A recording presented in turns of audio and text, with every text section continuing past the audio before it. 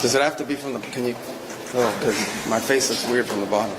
So look, the United States conducted this operation with a very clear goal in mind. I haven't got a chance to see a lot of reporting. I don't understand what the confusion is. Let me explain it to you, and I'll do it once again as clearly as possible. Perhaps you'll report it that way. The United States is conducting an operation to eliminate the threat of Iran's short-range ballistic missiles and the threat posed by their Navy, particularly to naval assets. That is what it is focused on doing right now, and it's doing quite successfully. I'll leave it to the Pentagon and the Department of War to discuss the tactics behind that and the progress that's being made. That is the clear objective of this mission. The second question that's been asked is, why now? Well, there's two reasons why now.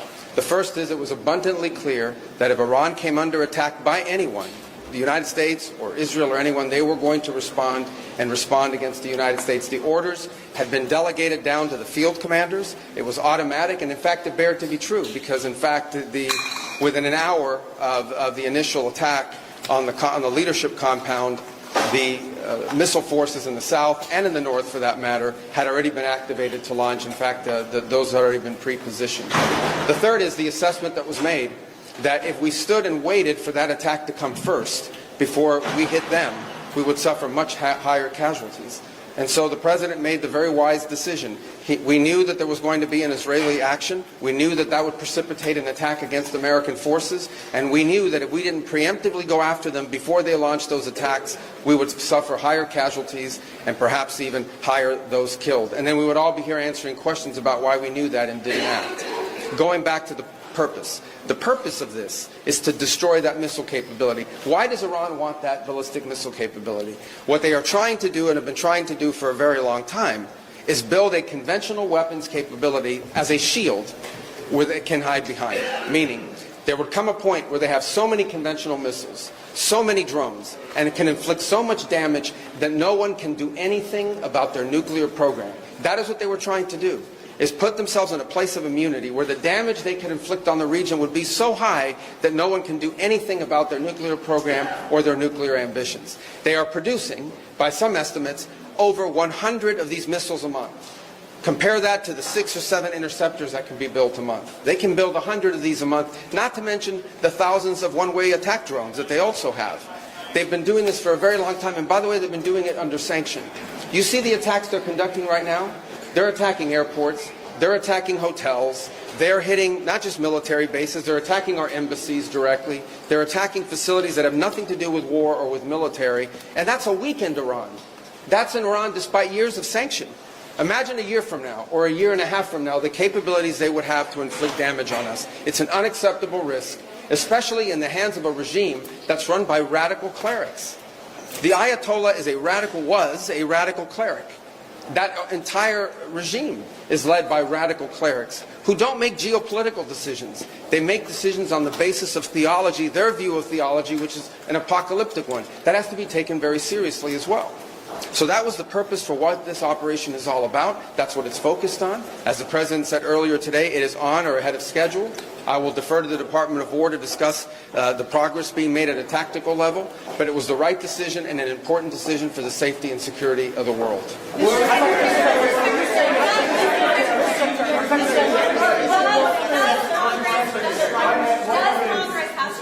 Does Congress have to weigh in? Is the President declaring war, and does Congress have to weigh in? And was there an imminent threat? Did you tell lawmakers that there was an imminent threat? There absolutely was an imminent threat, and the imminent threat was that we knew that if Iran was attacked, and we believed they would be attacked, that they would immediately come after us. And we were not going to sit there and absorb a blow before we responded, because the Department of War assessed that if we did that, if we waited for them to hit us first after they were attacked, and by someone else, Israel attacked them, they hit us first, and we waited for them to hit us, we would suffer more casualties and more deaths. We went proactively in a defensive way to prevent them from inflicting higher damage. Had we not done so, there would have been hearings on Capitol Hill about how we knew that this was going to happen, and we didn't act preemptively to prevent more casualties and more loss of life.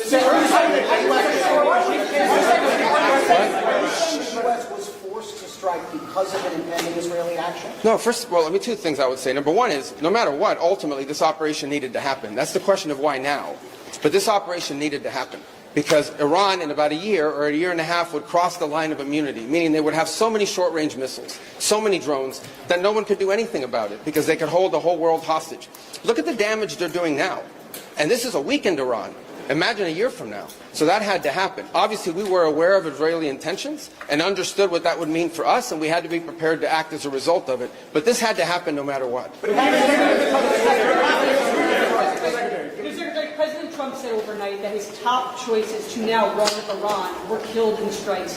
Does the United States have a firm plan for how they intend to handle this power vacuum in Iran to ensure that an iron hardliner does not take power? So two things, and two things can be true. Number one is our mission and our focus is the destruction of their ballistic missile capabilities and their ability to manufacture them, as well as the threat posed by their Navy to global shipping. That's our objective. That said, we would not mind, we would not be heartbroken, and we hope that the Iranian people can overthrow this government and establish a new future for that country. We would love for that to be possible. But the objective of this mission is the destruction of their ballistic missile capabilities and of their naval capabilities. So are you saying, based on that, are you saying that there is no responsibility, no plan for the U.S. to at least play a role in whatever government comes next? We might. We'll see how circumstances play out. But I'm telling you what the objectives of this operation are. The objectives of this operation are to destroy their ballistic missile capability and make sure they can't rebuild it, and make sure that they can't hide behind that to have a nuclear program.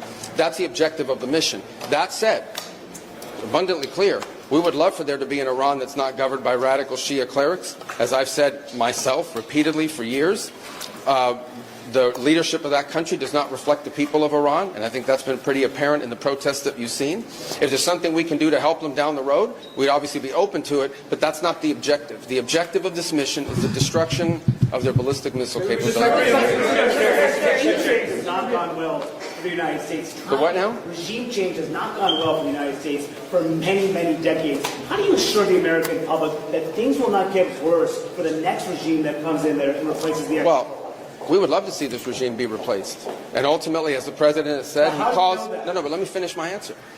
As the President has said, he would love for the people of Iran to use this as an opportunity to rise up and remove these leaders. They've been wanting to remove them from a long time. We've seen successive waves of protests, and we've seen them slaughter people. Okay? But the objective of this mission is to make sure they don't have these weapons that can threaten us and our allies in the region. That's why we're doing what we're doing now. And while we would love to see a new regime, the bottom line is no matter who governs that country a year from now, they're not going to have these ballistic missiles and they're not going to have these drones to threaten us. That's the objective of this mission, is to deny them the ability to use ballistic missiles to threaten their neighbors, to threaten our bases, to threaten our presence in the region, and ultimately as a shield behind which they can do whatever they want with their nuclear weapons ambition. We were not going to let them hide behind that, and that's why this was such a critical mission to undertake now while they were at their weakest point, and not a year from now where they could inflict even more damage and perhaps already be behind that point of immunity. Right here behind, go ahead, you and then you. Yes. Your critics in Congress have said that they should have a role, they should be able to weigh in here, and there are going to be war powers resolutions votes in Congress later this week. Why not notify Congress ahead of this, and does Congress... Well, we did. We notified Congress. I mean, we notified the Gang of Eight. We notified congressional leadership. There's no law that requires us to do that. The law says we have to notify them 48 hours after beginning hostilities. We've done that. I think the notification went today. But we did notify members of Congress in advance. But we can't notify 535 members of Congress. Vote to authorize the war. Well, the Congress can vote on whatever they want, but there's no law that requires us to do that. And I want to say something, because I see people on TV. Look, that's fine. If they want to take a war powers vote, they can do that. They've done that. They've done that a bunch of times. But people keep saying that there's no law that requires the president to have done anything with regards to this. To begin with, no presidential administration has ever accepted the War Powers Act as constitutional. Not Republican presidents, not Democratic presidents. That said, we have followed the notification at 48 hours, and we're here today. I've done more Gang of Eight briefings than I got in the 4 years that Biden was president and I was a member of the Gang of Eight. All of that said, we've complied with the law 100%. And we're going to continue to comply with it. We've done the notification, and we officially to Congress, but we did notify members of Congress. We just can't notify 535 people. That's not possible, but we did the Gang of Eight. Twice. I briefed them last week, and then I called them the night before the operation. Can you tell us what you know, Mr. Secretary, of the administration knows about the strike on a building in southern Iran that the Iranians are saying was a school, reports of large civilians, including children killed? Yeah, I've seen those reports. I don't have. I would refer you, not because I'm not trying to answer your question, but I don't want to get it wrong. The Department of War would be investigating that if that was our strike. And I would refer your question to them, and I'll make sure they're aware that you have that question. But we'd like to know. An American missile. Well, clearly, the United States would not deliberately target a school. Our objectives are missiles, both the ability to manufacture them and the ability to launch them, and the one-way attract drones. That would be our focus, and that's what we would be focused on. We would have no interest and, frankly, no incentive to target civilian infrastructure. The Iranians are, on the other hand, targeting civilian infrastructure. You guys have seen it. I'm sure you've seen it. They're hitting hotels. They're hitting embassies. They're hitting airports. They're hitting oil infrastructure. Well, it'd be very tragic, but I can't speak to the details behind it because I just don't have it. It would be a tragic outcome if it's happened. I don't have the details as to what led to it. But what is clear that the United States would not deliberately target a school. They are, on the other hand, deliberately targeting civilians, as you've seen, because you know why? They are a terroristic regime. They sponsor terrorism and they participate in terrorism. What's your message to Americans who are concerned about rising energy prices given the spiking of oil prices today? Yes, and we knew that going in would be a factor, and so we have a program in place that will begin to be implemented by Secretary Wright, Secretary Bessent. We talked about it last night, again, about this program. We talked this morning, and starting tomorrow you will see us rolling out those phases to try to mitigate against that.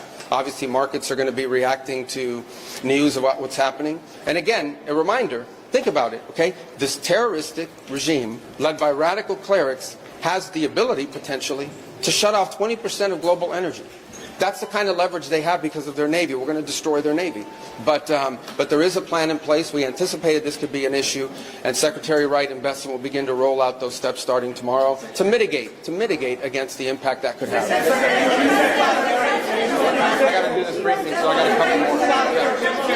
Do you anticipate putting boots on the ground, and how long do you anticipate the conflict to last? Well, we don't. Let me say two things about it. Number one, the president always has the options to undertake whatever operations he decides to do as the commander-in-chief. That said, we believe the objective that we have set for this mission, which is the destruction of their ballistic missile capabilities, both launch capability and manufacturing, can be achieved without ground forces.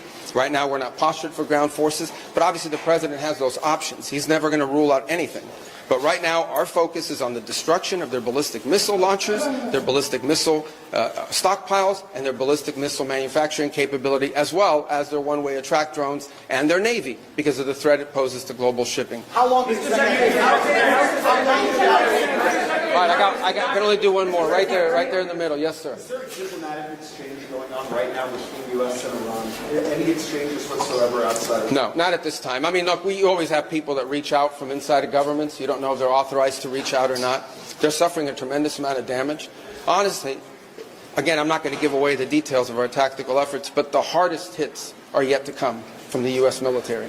The next phase will be even more punishing on Iran than it is right now. Someone was screaming, how long will it take? I don't know how long it'll take. We have objectives. We will do this as long as it takes to achieve those objectives, and we will achieve those objectives. The world will be a safer place when we're done with this operation. All right? Thank you, guys.